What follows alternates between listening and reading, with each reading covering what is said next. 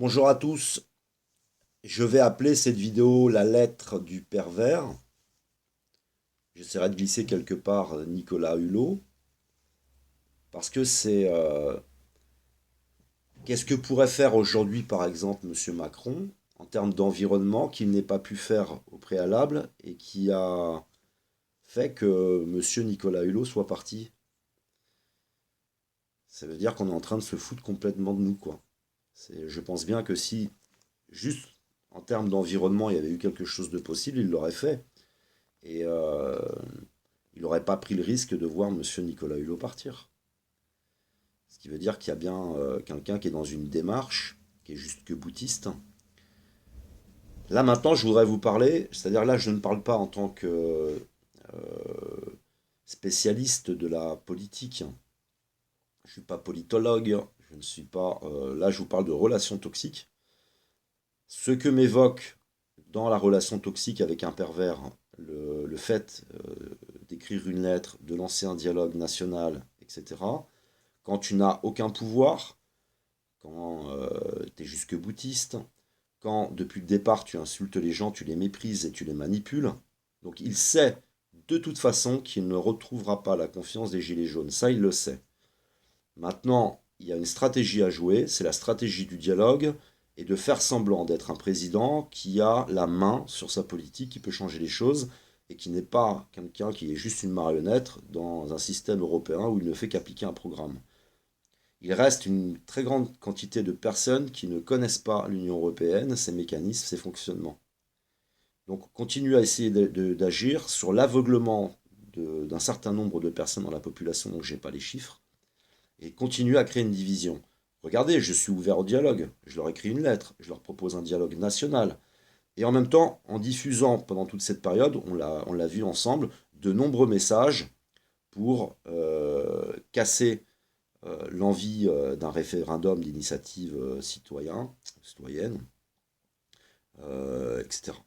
Et aussi continuer à jouer sur l'image. Donc par exemple, juste avant l'acte 9, c'est M. Castaner qui dit, vous savez, les gens qui vont venir, maintenant qu'on va lancer un dialogue, ce sont ou des casseurs ou des complices des casseurs. Et puis tant que je vais pouvoir le faire, par exemple, je me déplace quelque part, ah, vous savez, y a le sens de l'effort. On va le dire bien sûr dans un autre contexte. Les jeunes, il faut leur redonner le sens de l'effort. Si tu veux des choses, si tu veux des choses, posséder des choses, il faut les gagner, il faut aller les chercher. Bien sûr, je te le dis à un moment qui pourrait sembler ne rien avoir, puisque là, on parle d'hôtellerie, etc., de métiers qui nécessitent beaucoup d'heures, etc., etc. Puis je te passe des petits messages partout comme ça. C'est oh, le mouvement des Gilets jaunes pourrait être financé par des puissances étrangères, etc. Puis ça va continuer durant le dialogue, puis balancer des petits messages à droite et à gauche, euh, ternir l'idée du RIC, etc., etc. Mais surtout, c'est diviser les conscients, en tous les cas, les conscients de ce qui se passe en politique, de ceux qui sont inconscients. Donc, regardez, les Gilets jaunes continuent à manifester alors que je leur propose le dialogue. Mais ceux qui sont conscients savent bien que ce dialogue ne mènera nulle part, que c'est une arnaque. Et c'est aussi justifier du sacrifice, la mise en sacrifice du bouc émissaire. Quand tu es dans une relation amoureuse, par exemple, la personne va jouer sur ta réputation, et ensuite elle va te sacrifier. Ça peut être un collaborateur pour te licencier, oui, mais t'as vu, il a fait ça, il faisait ça, etc. Il faut justifier, et après je te sacrifie. Donc l'accentuation de la dualité entre les conscients et les inconscients des mécanismes par rapport au fonctionnement de l'Union européenne, et accentuation aussi de la dualité avec la police, mais qui sera justifiée. Ce sont ou des feignants, des casseurs, des complices, mais vous voyez bien que le dialogue a été ouvert et il continue à manifester. C'est toujours ça, hein, diviser pour mieux régner, etc. etc. Voilà. Après, moi, j'ai mon approche dans la relation toxique, je vous la donne, et après, on pourrait aller beaucoup plus loin avec des politologues, des personnes qui sont vraiment, qui ont vraiment des connaissances beaucoup plus poussées, pour nous parler ensuite d'enjeux qui sont énormes, hein, parce que là, on parle de milliards et de milliards et de milliards d'euros.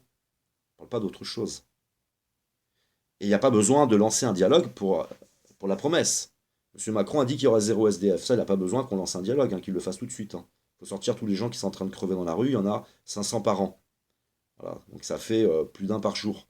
Donc ils sont prêts à arrêter tout un tas de choses, des manifestations quand il y a des attentats. Il y a 3 4 morts, on veut arrêter les manifestations, mais ils font rien pour arrêter les morts.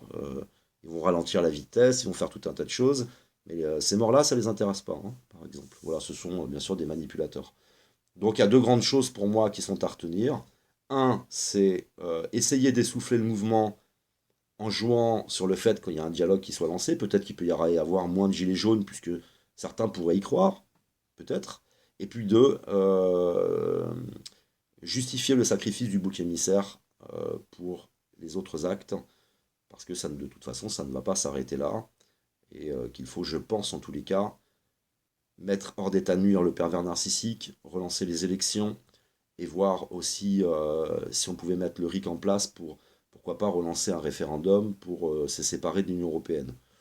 Tout ça, on n'y est pas, hein. Je ne dis pas qu'on va l'obtenir, hein. Je dis que là, il faut vraiment se débarrasser de cette équipe de bras cassés, de manipulateurs, de pervers, et parce qu'ils sont véritablement dangereux, quoi. Merci de m'avoir écouté et à une prochaine vidéo.